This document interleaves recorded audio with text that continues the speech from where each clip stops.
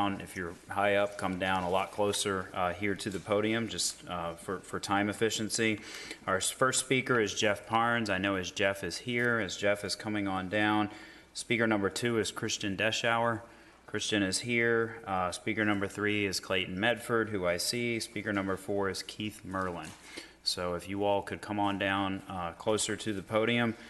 Each of you has 5 minutes to testify, and we will now hear from speaker number 1, Jeff Parnes, who is the president of the Sully District Council of Citizens Associations. Welcome. Thank you. It is almost 20 years that I've been addressing this august body in its current and previous versions. I've been asked not only to speak for the Sully District Council, but to the Fairfax County Federation of Citizens Association, where I am the treasurer of that organization.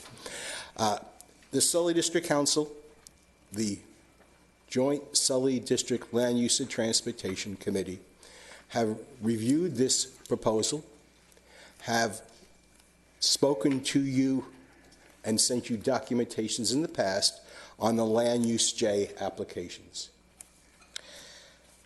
We have repeatedly requested the county adopt the Dulles Airport 2019 noise contours rather than ignoring them. FAA and MWA have both recommended that no new residential construction be allowed in the 65 LDN. They sent you a letter on the 18th of April, 2019, and that same year, the Fairfax County Planning Commission recommended that be adopted. We know it hasn't been. We also know that some parcels in Land Use J, had that been adopted, would have been in the 65 plus noise level, and yet it went forward under the old plan because they weren't illustrated as such. We have condemned those people to a noise level that's FAA considers intolerable at this time. Over the past years, we have sent the Planning Commission, the board, and others in the county our positions on this matter. I spoke to the Planning Commission on 18 May 2022. The board has heard from others that this plan is for economic purposes only, and it's no reference can be found that the county conducted research or study of the safety and risk factors associated with locating residential communities under these noise contours. The long-term negative effects of residential exposure to aircraft noise, especially in the developments near Dulles, far outweigh their economic benefits.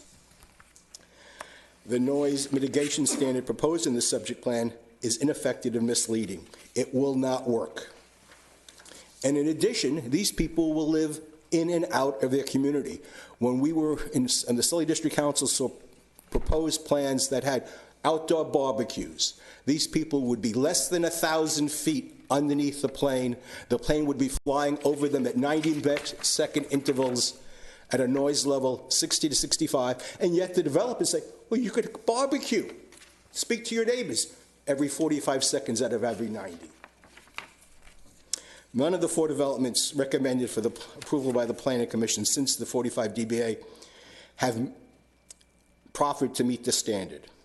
And even so, these people who live there will be people who will send letters complaining of the noise in the future.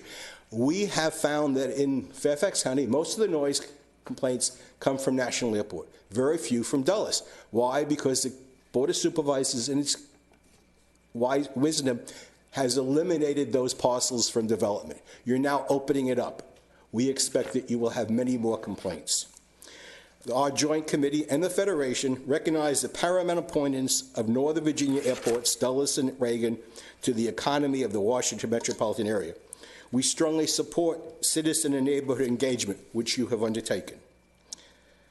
We strongly support longstanding environmental noise policy, protecting residential users and their occupants from the detrimental impacts of airport noise.